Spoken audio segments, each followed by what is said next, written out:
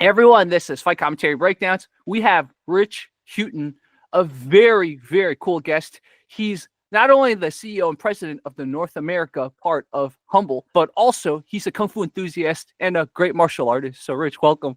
Thank you. Thank you for having me. So let's quickly talk about the backdrop. This is a pretty famous Japanese block painting. And for me, it's almost like an analogy for life, because you got these little guys in a boat and they can see the little waves coming at them. And every once in a while, you have this rogue wave that comes out of nowhere in life and just knocks you on your ass. Yeah, exactly. I think that's the perfect segue. So let's start from the beginning. Yeah. Tell me about how your martial arts journey got started. I started probably when I was around 6 or 7 years old. Grew up in Cincinnati, Ohio, kind of out in the suburbs there. Started out my martial arts journey in Taekwondo. Had a great Korean instructor. I just remember him being a really good, fun teacher. I mean, we would definitely work on the basics and flexibility, but he would also play dodgeball and just make it fun and interactive for the kids. And so that was a lot of fun. And that really gave me a taste of what martial arts is about. I think it gave me a really good foundation, particularly when it comes to flexibility and just training your mind to learn how to move in different ways. Was there any kind of board smashing and stuff like that that we usually associate with these schools? Of course there was. I think some people talk trash about Taekwondo, but I love Taekwondo.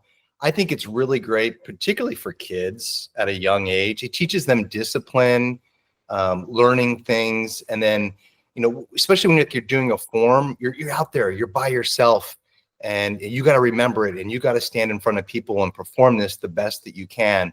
I also think the Koreans in general, they're really good at structure. So I really feel like they really just nailed it when they, sign up, get a free lesson, here are the belt ranks, here's a testing fee. And I think they also do a really good job of keeping things consistent, pretty much, depending on, if you're a different style of Taekwondo or Muda Kwan. When did you switch from Taekwondo to Kung Fu / were you training Taekwondo and Kung Fu at the same time, or was it a permanent switch? In America, a lot of kids, they do karate or Taekwondo when they're kids, or they play soccer. And then as they get older, they tend to move away from those sports, where like in the rest of the world, everyone plays soccer, right? And so I kind of, I guess, lost a little bit of interest. I got into like a schoolyard fight, and I remember that when I fought, I was scared to kick above the waist. And so this is before MMA came out, UFC. And so when I was fighting this kid, I remember I kept my kicks low and was kicking him like as a thigh kick. And I didn't know anything about Muay Thai at the time. And that really distracted him, and I was able to get one good shot in. And the fight was over. Because I didn't want to fight. He wanted to fight me.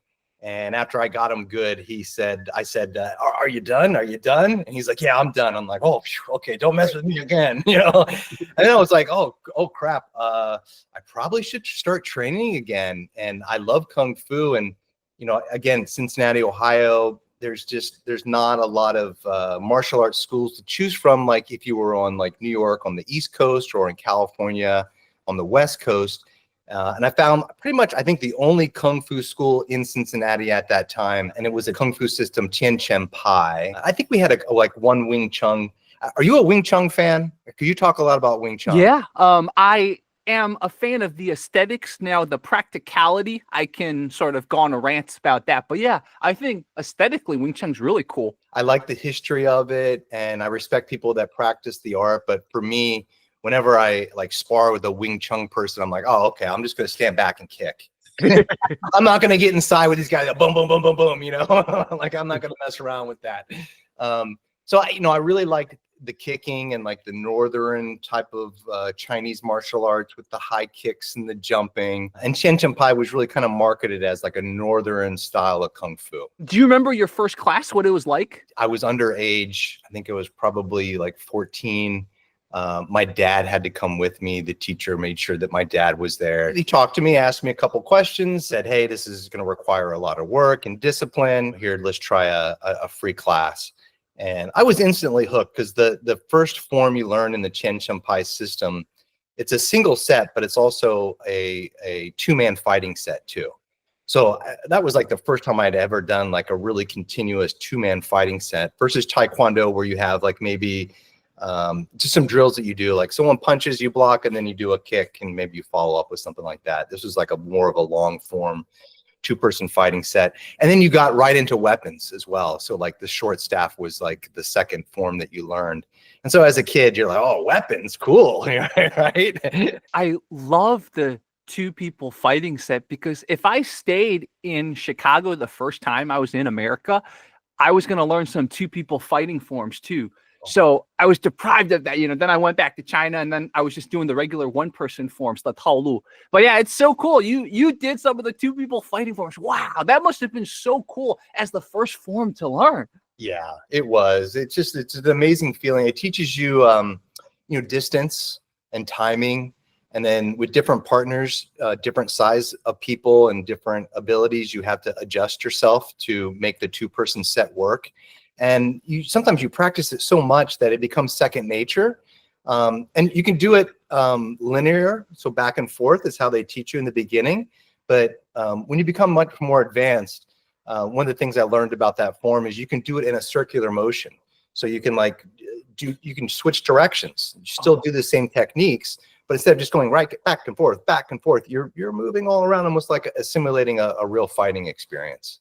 Oh, that's awesome. Let's talk a little bit deeper about Tien Shan Pai, because I featured them once or twice. I think twice.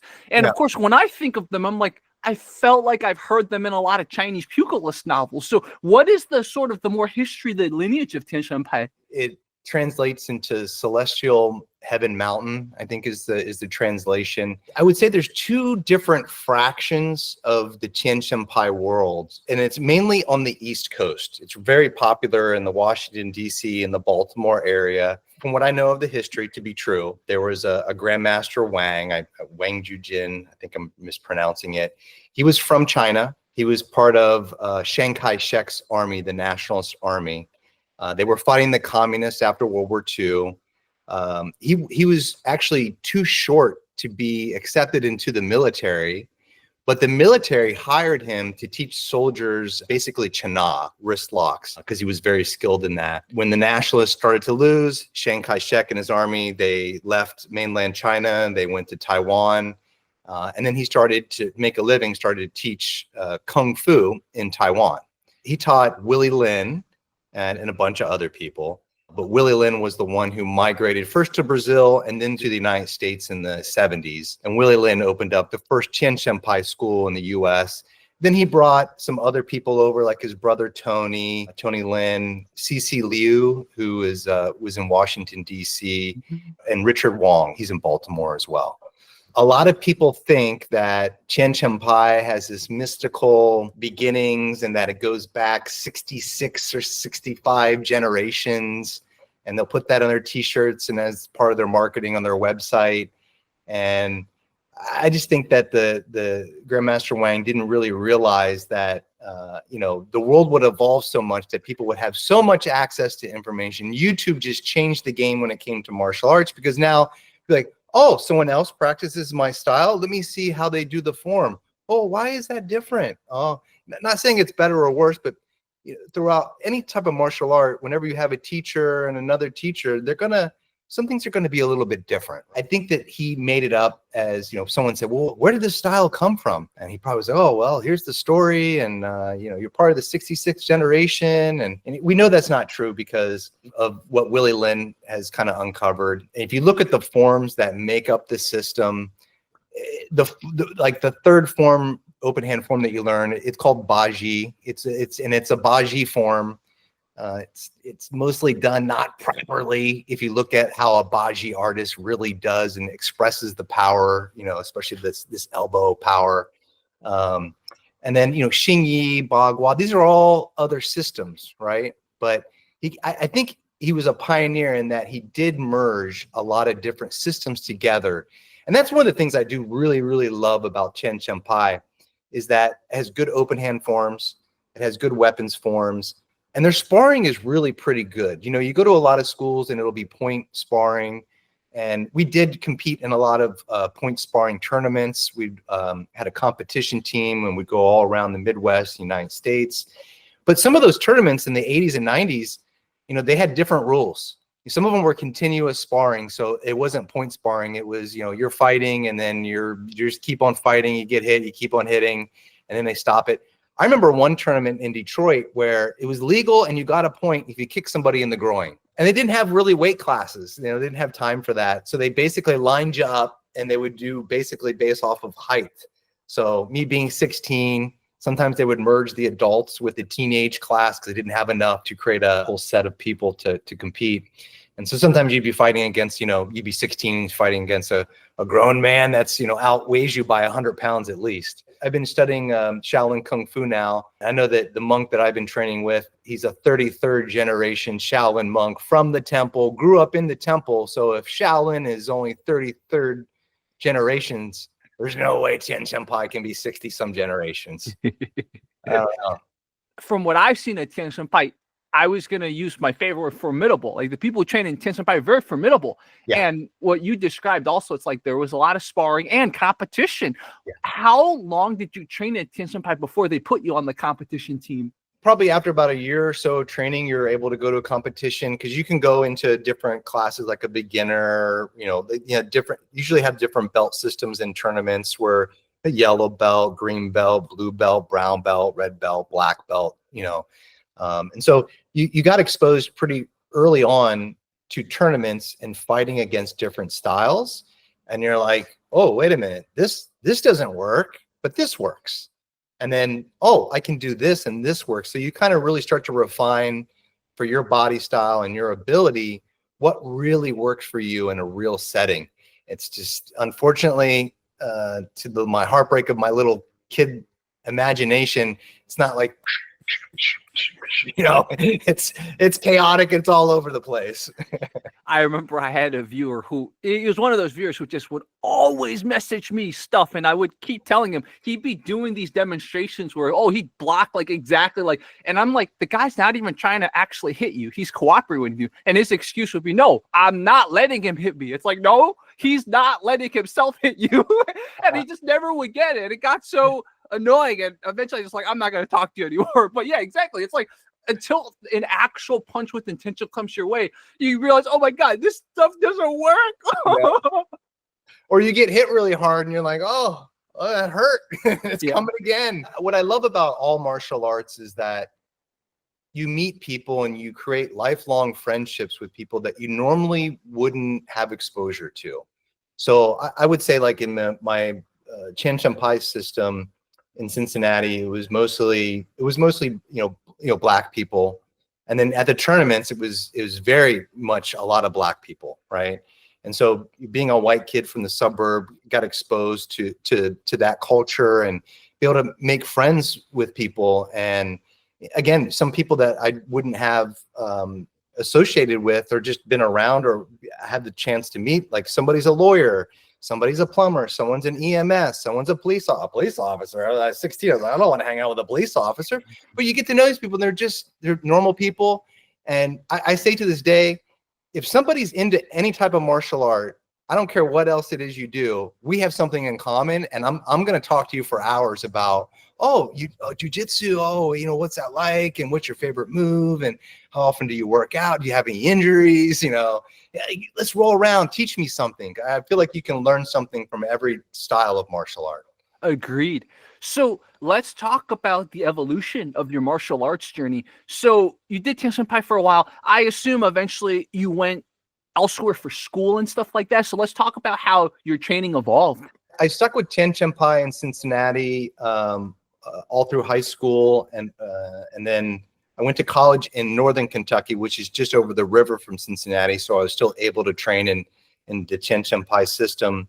After I graduated from college, I was lucky enough to get a job with Procter & Gamble, which is, like a Fortune 100 company. For a year or two of working with them in marketing, sales, and their health and beauty care department, I got promoted and transferred to Phoenix, Arizona.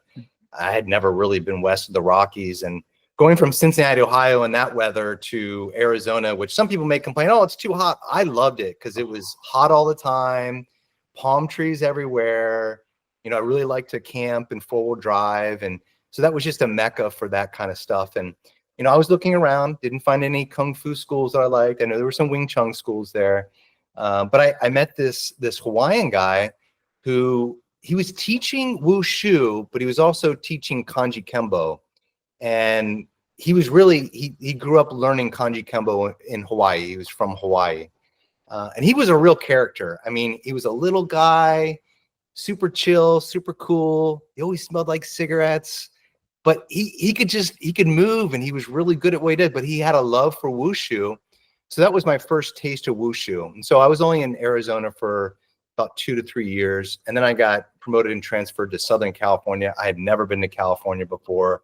So when I got here to Southern California, I was like, oh my God, why didn't anyone tell me about this place sooner?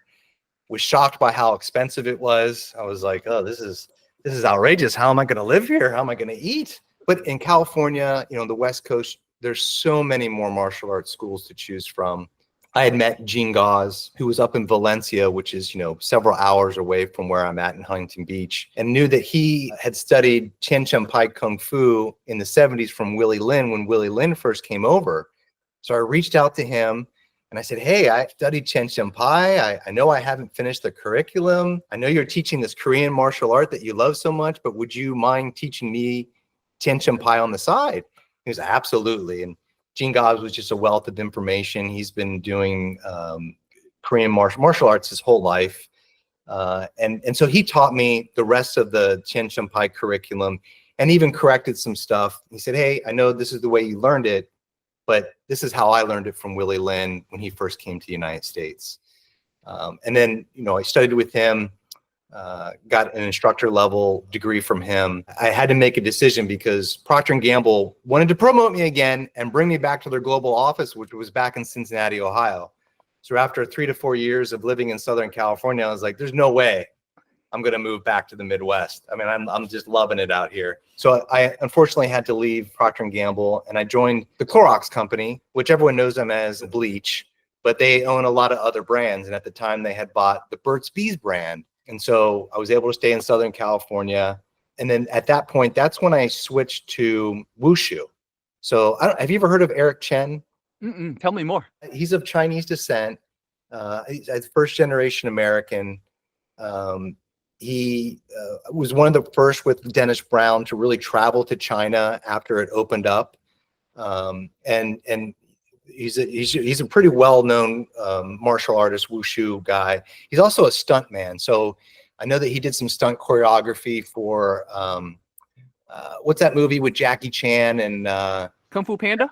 Kung Fu Panda. I think that's what it was. Yeah, he did some stunt work for them, and the Hustle, not the Hustle one. Maybe Rush Hour? Rush Hour, yes. Uh-huh. Yeah, so he did some choreography and stunts for that and many other movies as well. Mm-hmm. So he was in Huntington Beach, had a school, and so I started doing Wushu there, and I was in my early 30s. I mean, just really start training in Wushu at your early 30s is pretty rough, right? Usually you're starting out as a kid, and then your career is over when you're in your 20s. Yep.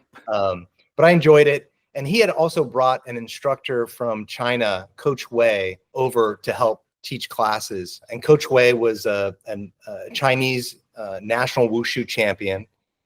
He also went to a higher education, I think like a master's degree in China, to study like sports movement, right? And how to teach. So his style of teaching was just amazing. And then when Eric Chen's school closed down, and I reached out to Coach Wei and said, Coach Wei, I still want to learn. Like, how can we work something out? And he said, well, let's meet at the park, the Mile Square Park, which is a couple miles away. I said, great. So that began a 10-year journey of me working out 2 to 3 times a week, one-on-one with Coach Wei at this park. One day would be in the morning, and then one day would always be like in the evening around 5:30, 6 o'clock. And that was amazing because to have one-on-one instruction with somebody who is that skilled, and to be with them for 10 years, I learned so much. And also to be outside, like I've always been used to working out inside a studio, right? But when you're outside, the wind, the smell, the air, how hot or how cold it is, even, the evening sessions I really remember a lot, because in the summertime, it's sunny out, but towards the wintertime, you're like, oh, At the end of the workout, it's pitch black dark, and you're doing your routines and forms and techniques literally in pitch black. So it felt like a magical experience. So that was a part of my Wushu journey.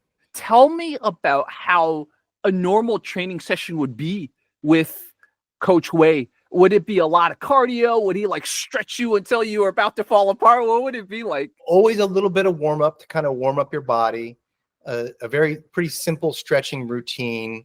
And then we would go right into like some basic, just the basic kicks, the front kick, outside kick, inside kick, and then front slap kick.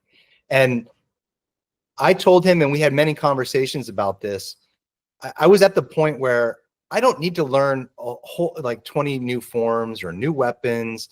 I really want to focus, especially at that age, I want to focus on the basics. I want to make my basics better.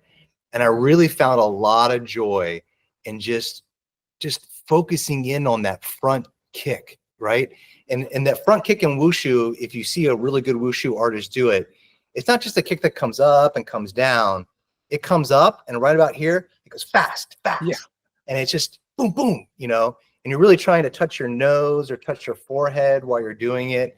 Your back is straight and you're stepping the proper way. So just all these little minute details that make such a big difference in how you move is what we really focused on.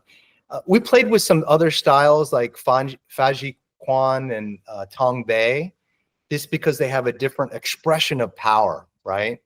And then we mainly focused on one form, and I know there's a name for it. I have it on my phone because I saw it the other day on YouTube. I was like, oh, that's the form that we always did. And I took a picture of it. That's the name of it. But he called it San Lu, which I think means like second form or something like that. Oh, okay. The Irlu, San Lu, Jiazu, I think was the 3 different forms that we practiced. Like the first one was like 2 sections, boom, boom. The third form was 4 sections. And then the last form we did, I think, was 8 sections, which was very difficult to go through 8 sections of a form all at once. And you're totally winded by the end of that. So we're really focused on that second level form. And that's the main open hand form that I've focused on. And then about once a year, we would switch weapons. So, you know, do staff for a year, spear for a year, broadsword, double broadsword, pudao, straight sword with the long tassel, which is very difficult to do because that tassel has to flow along with the movement. Otherwise, it gets wrapped all around you. Yeah, it was wonderful. And I think one of the greatest parts about working out with him was the conversations we would have after the workout. You know, like asking him about China, asking him about martial arts questions that people had told me things. And I'm like, well, is this true? And he's, oh, no, that's not true. That's not true. Don't worry about that. Did you ever talk to him about Tien Shan Pai, or by that point you're already like, okay, I'm totally just Wushu? I talked to him about Tien Shan Pai, showed him some videos. He's like, oh, no, that's this style. These are different styles of forms in the system. I'm like, okay. So what do you think about the skill level? Because like there's some YouTube videos that I had posted a long time ago on YouTube. Because when I got information, I'm like, I want to share information. I'm not going to, like a lot of people will hold, especially back then before YouTube became really big, they would hold forms really close to themselves. They wouldn't share a videotape with anybody, right?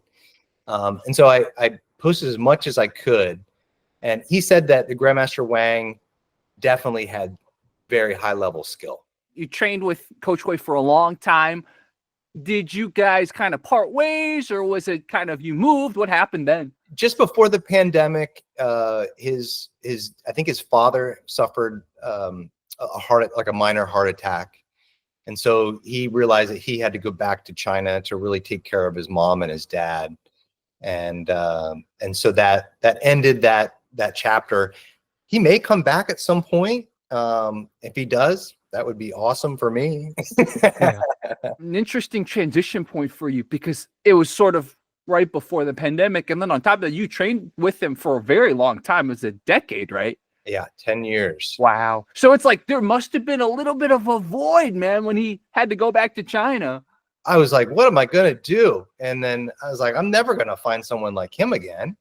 And And of course, the pandemic happened, and in California, everything was pretty much shut down. And as things started to open up, I just started doing a lot of research and was like, it's been a year. I haven't been training. This is not good. And I remember before he left, I said, Coach, one thing I loved about him, he didn't want to be called Shifu, bowing and all this kowtowing. That was not part of it. It was just two friends meeting in the park and helping each other out. I said, Coach, can you recommend someone that I can go study with? And he's like, oh, not really. I said, do I need a teacher? Like, should I work out on money? He goes, because you don't need a teacher. You know what you need to do. Just go ahead and work out on your own. And I appreciated him saying that, but I'm just the type of person that, I run a business. I'm not going to open up a martial arts school anytime soon. Maybe when I retire, I would do something like that. I always want to be learning and kind of in a class or in a teacher-student type of relationship, because I just love learning and training. So when he left, I played around with mixed martial arts, had a lot of fun with that, did Muay Thai, and that was part of the same gym. If I was younger, I would have definitely gone more the Muay Thai route. The only thing I really didn't like about Muay Thai is I really love my side kick a lot, and they don't throw a lot of side kicks.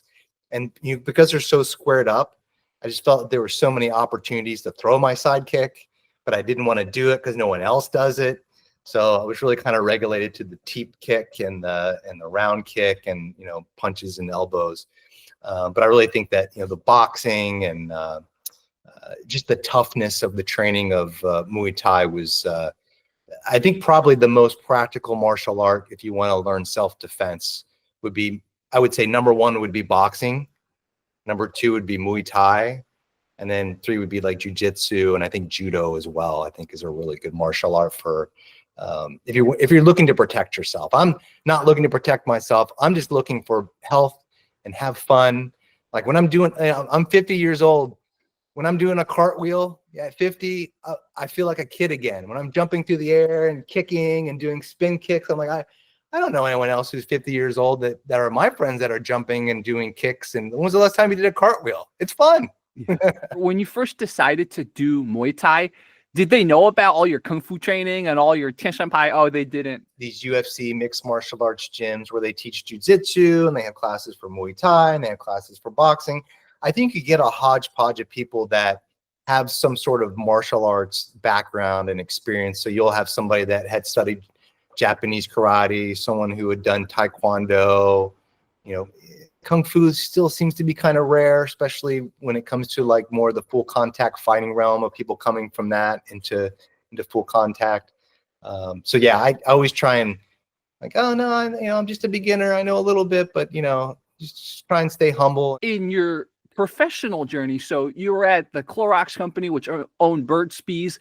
What was that like / what happened after that? When I joined Clorox, I had a blast. I mean, just a lot of great people, a lot of great leadership there. It was about the time they had bought this small natural personal care brand called Burt's Bees. And a lot of people may know about it with the lip balm as like one of their most known products. I was like one of the first Clorox employees to kind of transition over to the Burt's Bees side and start managing that business in the natural channel. And that to me was like a real defining point in my career. Coming from Procter & Gamble, it's such a great culture and they do such a great job of training their people that some people call them proctoids in a way, because that's one of their nicknames, because they all talk and kind of act the same way and approach the business the same way. But they've come up with these training methods because they're proven, right? They're proven to work, and that's why they're such a powerhouse.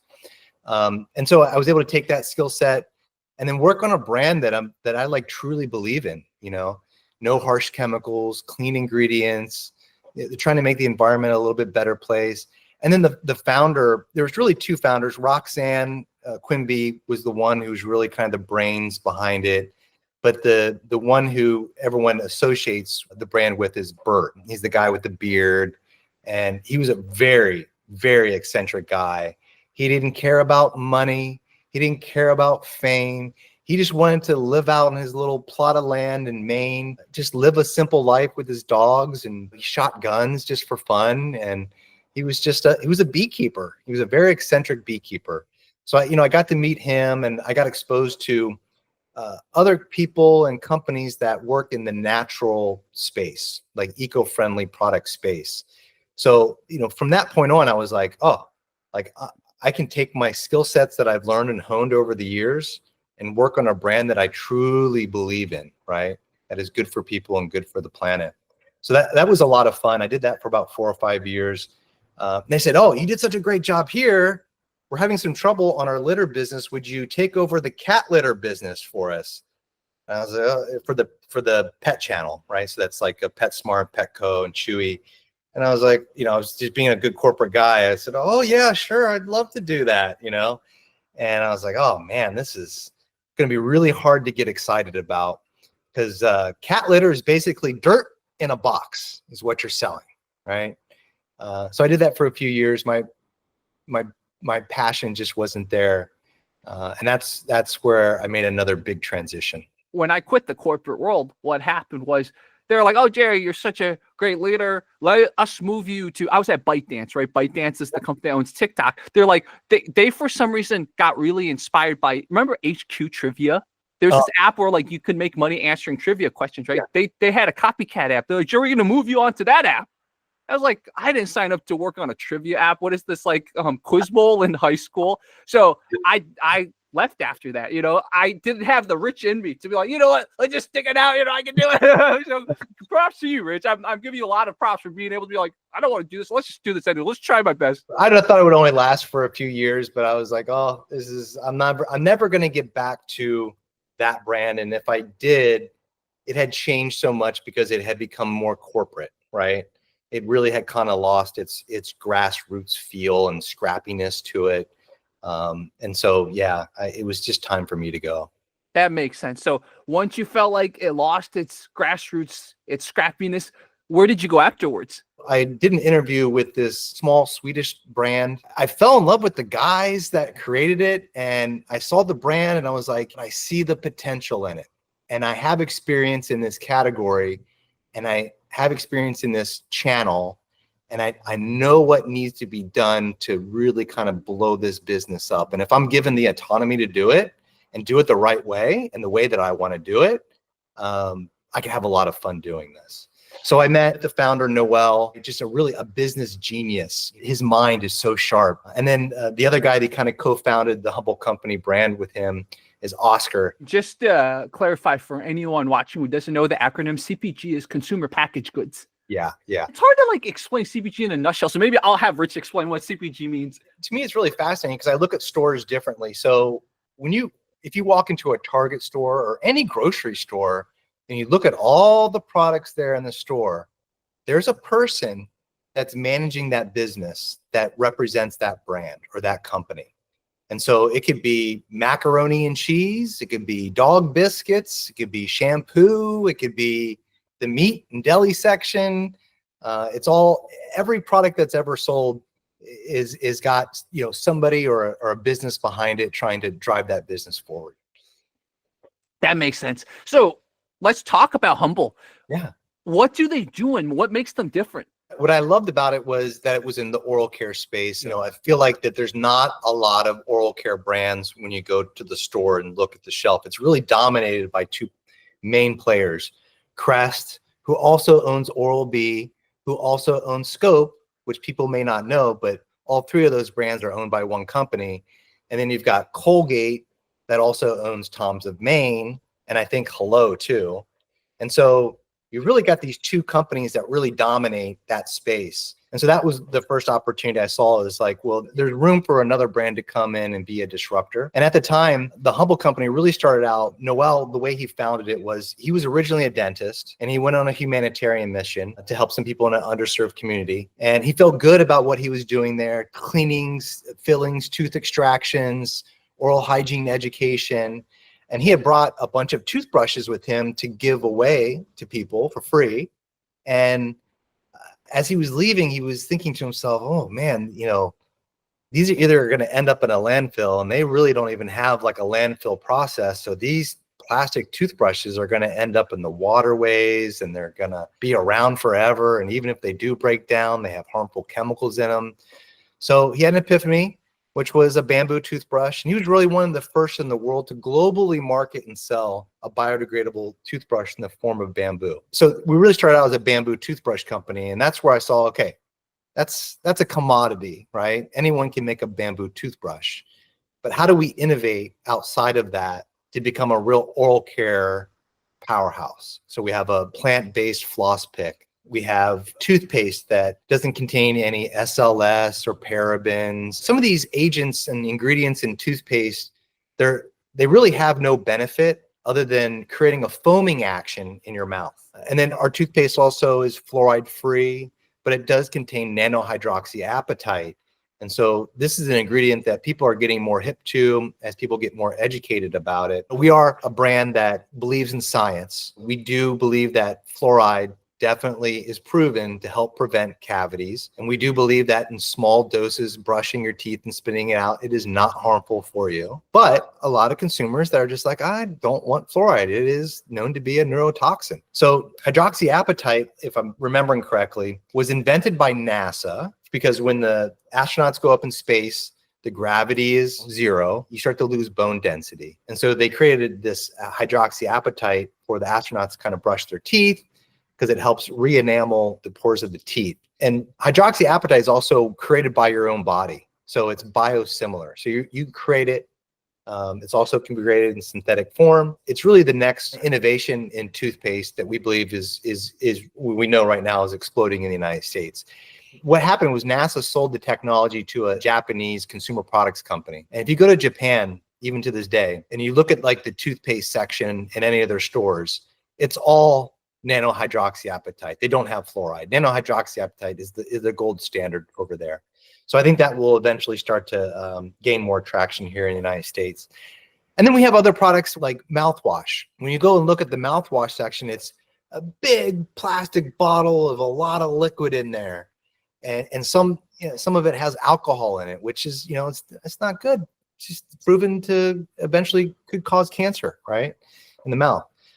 So we created a concentrated formula of alcohol-free mouthwash that you basically pump into a cup. You add water that's already coming through your faucet, and boom, you're gargling away with fresh breath. We as a brand, as a company, we're not perfect, but we're striving to always get better.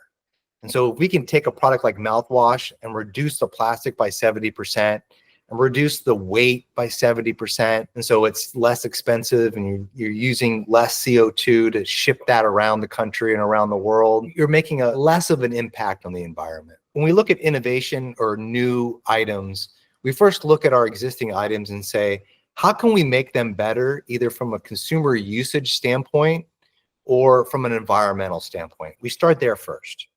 Then we look at what we call white space. And so an example of that is a lot of people use electric toothbrushes. But when you look at the replacement heads, first of all, they're really expensive. And second of all the options out there are 100% petroleum-based plastics. So we said, well, let's come up with a replacement head for electric toothbrushes that are plant-based or bamboo. So that's an example of white space. And the last kind of pillar that we use to kind of guide our innovation or new items is what I call category market disruptors. I love talking to dental students about this. I'll say, what's the ingredient in toothpaste that makes it so bulky and heavy and why you have to put it into a plastic tube? And these dental students, you have to be really smart and study very hard to become a dentist in the United States. And you can just see their little wheels are turning in their head. And oftentimes they'll say fluoride. I'm like, no, it's water. It used to be tooth powder. Colgate added water to it and made it into a paste, so it's easier to kind of put on a tube. You can charge more for it.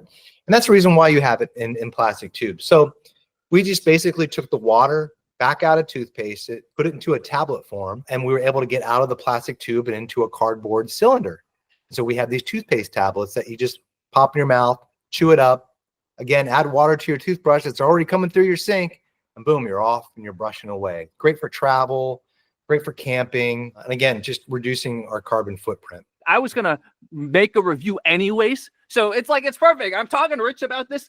This is something that has impressed me so much as someone that has braces. One of the things that you got to be careful with these toothpick flosses is you don't want to jam it up there too quickly, right? That's not good for your gums. So what I love about, you see how it's double?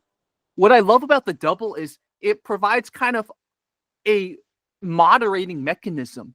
So it's impossible to go, right? You have to go boop, boop. And it teaches you to be gentle with your gums when you're trying to get it in between the teeth. So I think this was a great design. And on top of that, when you come back out, it provides double cleaning. It's amazing how much this cleans. So I have so much good to say about this. This is a great design product. Our best-selling item, and I love it as well. And one of the things I love about it too is that string is so tough that I've never had one break on me. And that's probably the number one consumer dissatisfier when it comes to a floss pick, is that the string breaks and then you got to use multiple floss picks for a single cleaning. You don't have braces anymore though, right? Yeah, exactly. I got my braces off, so your teeth look really good. Oh, thank you. And I exactly have experienced what you just said, which is, with braces, you have to get those special types of, but those, like, sometimes you would break them, right? That's the thing. So yeah, this, I cannot say enough good things about the design of this. I was really impressed because I just, unfortunately, even back in the day when I started flossing, I didn't floss correctly. So sometimes I still use the floss.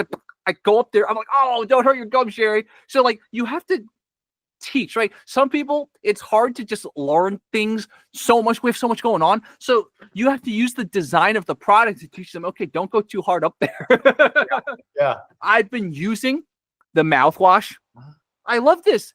I will second. I've had dentists tell me that like alcohol-based mouthwash, don't use them too much because they're not good for your mouth in the long term. It could long term lead to cancer. I've heard dentists talk about that. So dentists would tell me, yeah, just like salt water. But the issue with salt water plus water is that you rinse and then it dries out your mouth a little, and then you want to like drink like 3 cups of water or rinse with 3 cups of regular water. I'm like, doesn't that kind of get rid of the point of it? So yeah, very gentle. This one at least has aloe in it.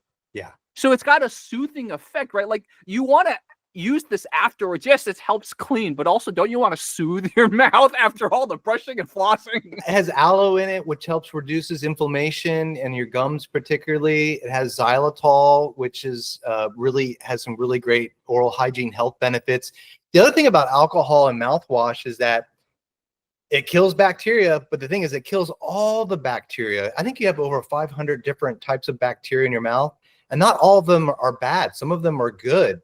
So you want something that's gentle that will kill the bad bacteria or prevent it from building up, but not kill the good bacteria as well. Remember back in the 90s when all of us used antibacterial hand soap and then we realized, oh yeah, that's not good. It's the same with the gut system. It's like, oh, actually, the majority of the gut is actually good bacteria. So it's like the same with the mouth, man. The mouth has a lot of good stuff. Like you don't kill everything there. Your overall oral health tells a story about you and your health of your whole body. There's a lot of data out there, a lot of studies that have been done that if you have bad oral hygiene, you have a higher risk of cardiovascular disease and other autoimmune system diseases. So it's just really important that people take care.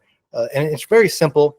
It's just brushing and flossing at least 2 times a day, and then go a couple times a year to visit your dentist and get a deep cleaning, and just making sure that if something starts to pop up, that it's taken care of right away before it gets too bad. Back in the day, they had similar stuff in China, I believe, too. Like before it was called Yakao toothpaste, it was called Yafen tooth powder.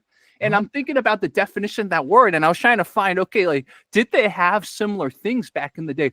Oh, wow. I'm actually going to just share my screen real quickly. This is really fascinating. So what I think of as Yafen, not as convenient as a tablet form, but like it's the same philosophy. It's like so much of the bulkiness is from the water. So just like use water, which is readily available to most people, and use water and just have the powder form. Look at that. Chinese people have similar type of philosophies. That's why before it was called toothpaste, it was called tooth powder, Yafen. I'll highlight this too. This is such a great product because, again, I have to thank my parents. My parents, when I got braces, they got me one of those electric toothbrushes, right? Because my dentist says that would really help me clean. But then it's like, ooh, to order the replacement heads, and then you guys have a more sustainable plant-based replacement. I'm like, this is so cool. And a really good price point. I go to the grocery store and I'll look at the fully plastic petroleum-based replacement heads, and like for 3 of them, it's $30. I'm like, oh my gosh, that's a lot of money. Yeah. And those, for 3 of them, they're usually about $15 to $16 in the store, and they're just, a little bit better for the environment. Have you been able to transfer some of your martial arts skills to what you do now? Oh, absolutely. I mean, I think everyone who has trained in martial arts knows about discipline, knows about hard work, not giving up. Sometimes you fail, you have to dust yourself off and just get right back up again. But for me, especially as I've gotten older, it's this concept of Wu Wei, right? And Wu Wei is a Chinese term, and I think it comes more from kind of the Taoist philosophy. But it's not the art of not doing, it's the art of not forcing something. So oftentimes, and this could be in business, this could just be in your life, you're trying to force something to happen so hard that it doesn't make sense. You're trying to put a square peg into a round hole, and you just, it's not worth it. So things, I think you should work towards things, but they should also come naturally, right? So I think that's one. I think the other piece for me, I'll say it in a martial art term, and then I'll use it how I use it with my Swedish friends. In martial arts, I love the quote from Bruce Lee is, I don't fear the man that knows 10,000 kicks. I fear the man that has practiced one kick 10,000 times. I think a lot of brands make a mistake of once they start doing really well in one category, they prematurely and often fail when they jump to another category. And I've seen this with a lot of different brands where they start out as like a deodorant brand and then they start making shampoo. Well, that's tough to do. It's tough to do in a meaningful way that's not copying somebody else or kind of reinventing what someone else has done. What is something else that Humble is known for that we can talk about real quickly? We donate 1% of our sales, it's usually around 3% a year, to nonprofits. And so probably every couple of weeks, we get hit up by a school system or a nonprofit agency saying, hey, we need toothbrushes, we need toothpaste. And we're always like, okay, we just make sure that they're legit. And then we send them product and thank you very much. We don't ask for anything in return. We're not like, hey, put us on social media, blah, blah, blah. We don't have like a really big social media presence. We really kind of just like to fly underneath the radar, do what we do, and do it in a humble way. And so that's been one of probably the most rewarding experiences of working on this brand and building this business, is doing the nonprofit work. And it runs the gamut of, we really try to focus on children and children's nutrition and getting them into a good oral hygiene routine at a young age. But we also help foster kids. And so we work with Orangewood Foster Home, which is the largest foster home in Orange County. We provide them with education and free product. And then we work with a really great nonprofit called Smile on You, dental nonprofit in the United States that does full dental mouth reconstructive surgery. Work, and then I get off, I train. Tell me more about the day in the life. I try and work out 2 to 3 times a week. Right now, for the last almost 3 years, I've been studying Shaolin Kungfu from a monk who grew up in Shaolin, which has been very interesting change for me. Doing Wushu for so long, Wushu is so beautiful and you get these really big motions. Shaolin Kungfu is more raw and tough and fast. He's like, move faster. And I think the other thing in Shaolin that's very different for me being in Kung Fu is they do have like I would call it a kia, like hua hua, and so in certain times in certain moves you're expressing yourself with this hua, so that's been a lot of fun. So I try and train in that 2 to 3 times a week, and then once or twice a month I have different sparring partners that come over to my house. One guy's a Krav Maga, one guy's a kickboxer, another guy's a boxer, one guy's a jiu-jitsu person, and we get together and we just play. We do nice sparring. I think you've done a lot of clips on different sparring, and you can see where someone's being a jerk and they don't really know the proper etiquette of sparring. But I'm in my 50s, I'm getting older, I don't want to get an injury, so I choose my sparring partners very wisely. And we have a great time. We get a great workout. I learned something from somebody who's doing jujitsu. So even though I've never really formally taken a jujitsu class, I can defend against, a takedown, an arm bar, some of the very just basics of that martial art. So I think that if you're interested in the self-defense aspect of it, you should always try to incorporate a little bit of light sparring, because it is a separate skill set that requires different timing and different cardio work, and you're moving your bodies in an unpredictable manner. And so you got to have your body ready for that. Definitely. And how did you meet this monk? It's so funny because during our conversation, we've hinted at this monk, right? We talked about it when we talked about Tien Shan Pai. So we got to get a little unlocking of Wushu. How did you meet this monk? I just did a Google search and I was like, I'm not really digging the mixed martial arts. I really miss Kung Fu. I mean, just at the heart of it, my love is Kung Fu. I can't help it, and I'm not concerned about being in a street fight or wanting to be a fighter. I'm really just interested in maintaining my mobility and maintaining my health and flexibility. And so he's in Westminster, which is a couple towns away.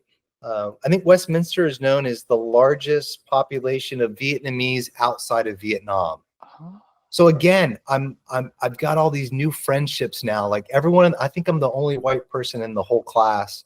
They're all Vietnamese, one Hispanic guy, one Chinese guy. But I love these brothers and sisters. I mean, they're my brothers and sisters, and now I'm exposed to a whole new culture of Vietnamese cuisine and just, how they are. And they're so much fun. And so I just been really loving that journey. And what is the training like? You mentioned, quicker key eyes. Is it kind of how you would imagine a class, like start with warm-ups, do some drills, do some sparring? Tell me more about the every training session. I thought it would be more structured when I first started. I was like, okay, this is like a Shaolin monk from the Shaolin temple. What are we going to do? Right. And it's really pretty laid back. You definitely start out with a warm up and stretching. Then you go into some basics, just some basic movement, basic kicks back and forth. And the way he's structured the class is like the first of the month, he focuses on fighting techniques. So we do a lot of bag work. And then he goes into forms towards the middle of the month, and body weight skills is what I call them. So, kip ups, a kip up, cartwheels, jump spinning kicks. And this is something new for me. Okay. I've been doing a lot of jump spinning kicks my whole life, but in Shaolin, there's a lot of jump spinning kicks where you land on the ground on your body. Oh yeah, that's right. Ditong, like ground fighting. Yeah. Call it.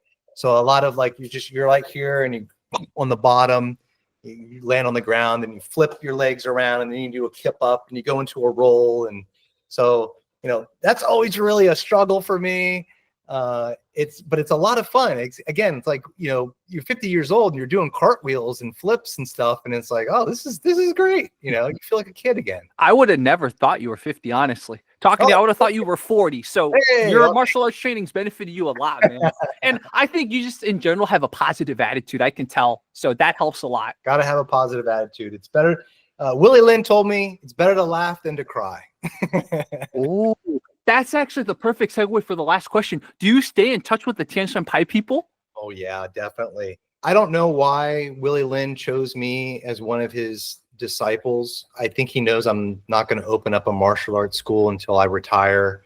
So it's not like I'm really promoting Tien Shan Pai. And if I opened up a school, it would be a Tien Shan Pai school. I was inducted with some pretty famous people in the martial arts community. Dennis Brown, he's in your area in Washington, D.C. I think he does this big tournament called the U.S. Capitol Classic. Yep. I think it's coming up here in the beginning of August.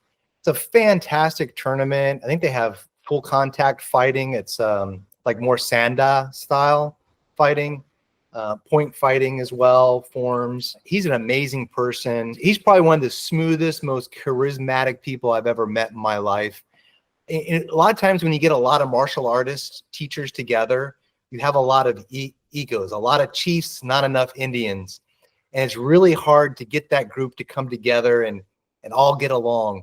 But he's so charismatic and just so smooth that he can just get everyone to get along. So I really respect him. And he's got, if you ever get a chance to talk to him, he's got some just great stories. He also has a segment on YouTube called The Black Kung Fu Experience that talks about the Kung Fu and the African-American culture and in New York City and the films and all that kind of stuff. Again, he was one of the first people to go to China when it opened up after Nixon's visit to really see what's Chinese Kung Fu like in China. Because we only got exposed to the kind of Taiwanese Chinese martial arts here in the United States. Another person, she passed away about almost 2 years ago. Her name was Karen Vaughn. I think someone should make a movie about this lady. She was a tough cookie. She's from Cincinnati, Ohio, kind of from the mean streets of Youngstown, Ohio. Youngstown, Ohio was kind of known as a gangster city, ran by like the Cleveland Mafia and the Chicago Mafia, the New York Mafia, all kind of merged there together. I think she was probably one of the first American women to fight full contact in Asia. I think the first time she fought was either in Taiwan or Malaysia. And again, no gloves, you know, it's knockout city. They had wraps for their hands, but the wraps for the hands wasn't for the protection of someone's face. It was the protection for your fist. And she was just a spitfire. And so she was just a wonderful lady. And I still keep in touch with Willie Lynn. He used to live in New York. He has since moved to Seattle to be closer to his grandchildren and his kids. And gosh, he's probably close to 90 now. But he's still, like, I got some pictures from him last year, and he's doing Tai Chi out in the middle of a snowstorm. I'm like, all right, Willie Lynn, still moving. What is next in your journey? Or do you think your martial arts journey, you're okay with how it is now? I really like Shaolin. I really like the school that I'm at. The teacher is really awesome. I remember one time he had an open house where the adults could come with their friends and family members, and you know, we had some drinks and we're sitting around eating good food. And my wife asked him, "Is this your school?" And he's turned around with a big grin and he said, "This is everybody's school." You know? I was like, "Oh, that's awesome." You know, again, he's someone who's a teacher, but there's no kowtowing there. You know, it's a very relaxed atmosphere. So I see myself doing Shaolin Kung Fu for as long as I can. I'm going to continue to do this until I can't do it anymore. And when I can't, I'll switch over to Tai Chi. You know, that's kind of my thing. And maybe a little bit of yoga. I surf. And that's it. I think that's all you need. You're going to continue improving, continue working hard, continue examining. And so you apply it to every part of life, whether business, whether martial arts, whether anything. That's what Kungfu, that's what it means. I love that. This was Richard Hewton, and I definitely will bring you back. And we need to one day meet up in person. It sucked that I'm not in your area anymore, but we're going to meet up in person. We're going to do another talk in person. Yeah. I want to play chess with you. Oh, that'd be amazing. Yeah. Knowing that you're a chess player, oh my God, we can do a whole talk on chess too. Yeah. So. I'm not very good, but I love to play. So perfect. So everyone watching, I will put some links. You guys can check out some of the topics, and make sure if you're looking for toothbrushes too, looking for toothpaste, or in cases like this, a better, more convenient thing, you know, looking for flosses, etc., mouthwashes, go check out Humble. So we'll have links to some of the products too. Thank you so much, Jerry. Appreciate it. Thank you for the opportunity to speak with you. Everyone, leave your comments, leave your questions. We'll have Rich back.